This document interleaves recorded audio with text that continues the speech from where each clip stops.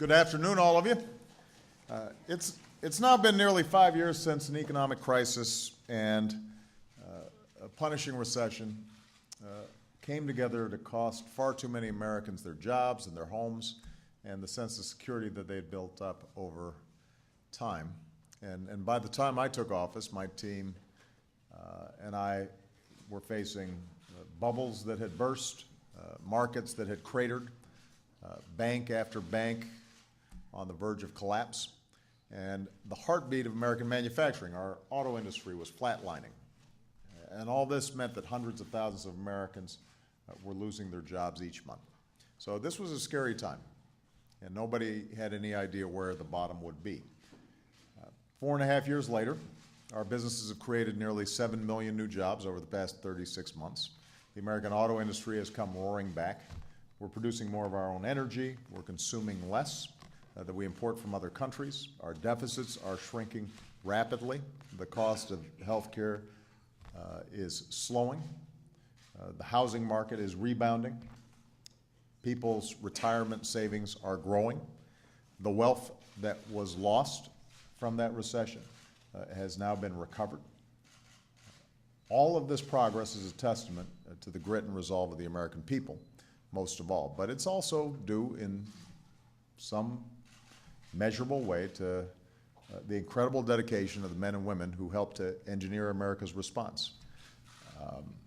And two of those people are standing next to me, two very smart economists, Alan Krueger and Jason Furman. Today, I can announce that Alan is heading back to teach his beloved students at Michelle's alma mater, Princeton University.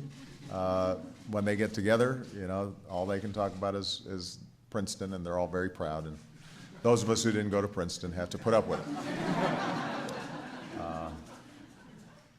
And I'm proud to say that Jason Furman has agreed to replace Alan as the chairman of my Council of Economic Advisors. During the crisis, Alan stepped in initially to help engineer our response as Assistant Secretary and Chief Economist at the Treasury Department.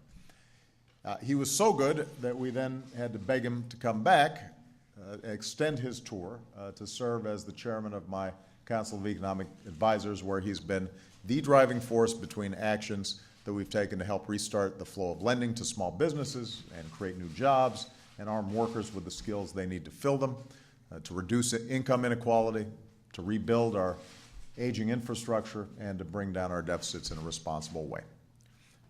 And Alan's driven by the basic bargain at the heart of our economy, the idea that hard work should be rewarded. He's motivated by the principle that no one who works full-time in the greatest nation on earth should have to raise their families in poverty or below poverty levels. His commitment to a rising, thriving middle class shines through in his often passionate presentations, and at least for an economist, they're passionate. And in the policies that he's pushed. And I know this will continue to be a focus of his research. Alan's wife and son are here today, and I know that they're all looking forward to having Alan back. And now that Alan has some free time, he can return to another burning passion of his, rockonomics. The economics of rock and roll. This is something that Alan actually cares about. Seriously, on Wednesday, he's giving a speech at the Rock and Roll Hall of Fame. He's got a T-shirt under his suit with a big tongue. It's taken out. Don't show it. So Alan's become one of my most trusted advisors. He's become a wonderful friend.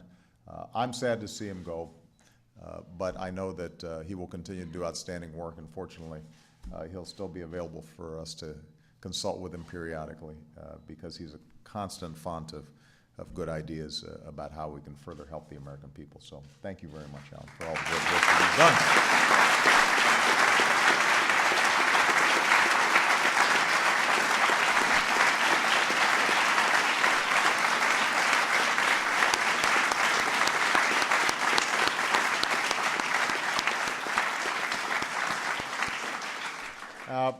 I'm also proud to nominate another outstanding economist to take his place. Jason Furman is one of the most brilliant economic minds of his generation. Don't take my word for it. You can talk to other economists who know a lot more than I do about it. He's won the respect and admiration from his peers across the political spectrum. His PhD thesis advisor, Greg Mankiw, chaired the Council of Economic Advisors under George W. Bush. Nobel Prize winner Joe Stiglitz, on the other side of the economic spectrum, hired Jason to work for the CEA under President Clinton. After leaving President Clinton's White House, Jason finished his PhD in economics, quickly acquired a reputation as a world-class scholar and researcher, but public service kept calling, and Jason's kept answering that call because he believes deeply in it.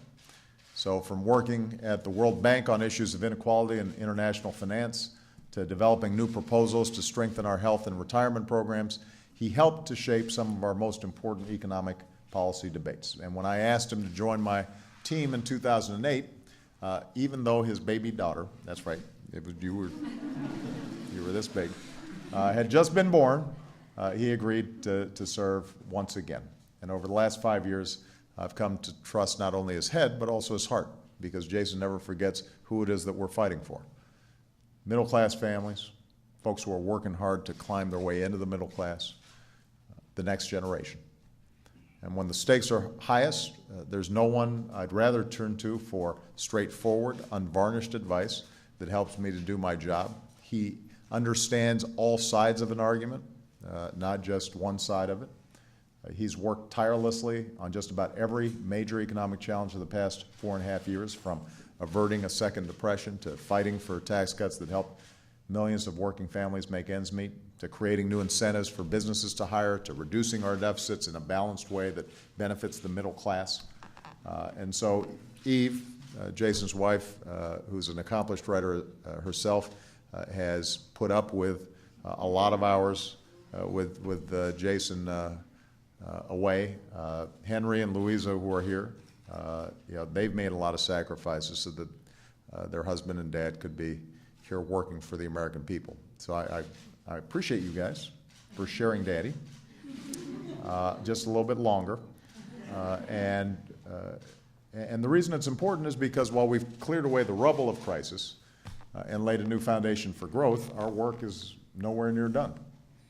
Even though the economy is growing, too many middle-class families still feel like they're working harder and harder and can't get ahead. Inequality is still growing in our society. Too many young people aren't sure whether they'll be able to match the living standards of their parents. We have too many kids in poverty in this country still.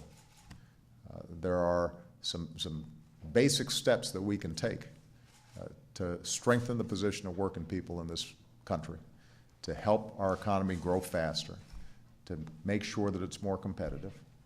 And some of that requires political will. Some of it requires an abiding passion for making sure everybody in this country has a fair shot. But it also requires good economists. I know it's called a dismal science, but I don't find it that dismal.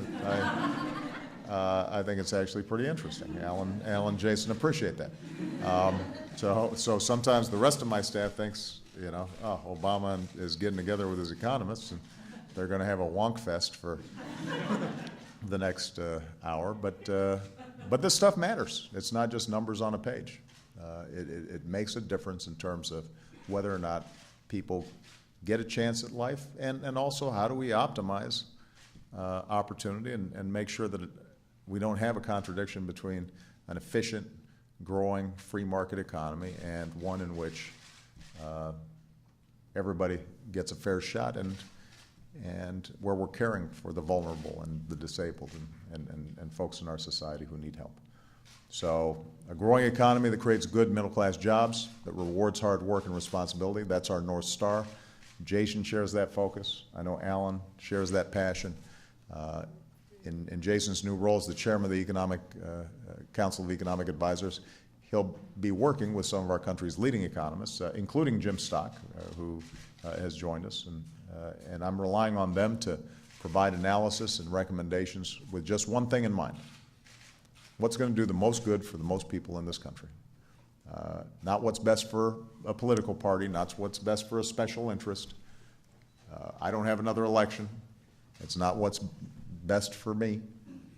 What's best for our middle class and everybody who's working hard to get there. That's what the American people deserve. So I would urge the Senate to swiftly confirm Jason Furman. And I want to again thank Alan for his outstanding service. I want to thank Jason and his family for continuing to serve the country they love. And for all the economists in the room, thank you for the occasionally underappreciated work that you do. All right? Thank you.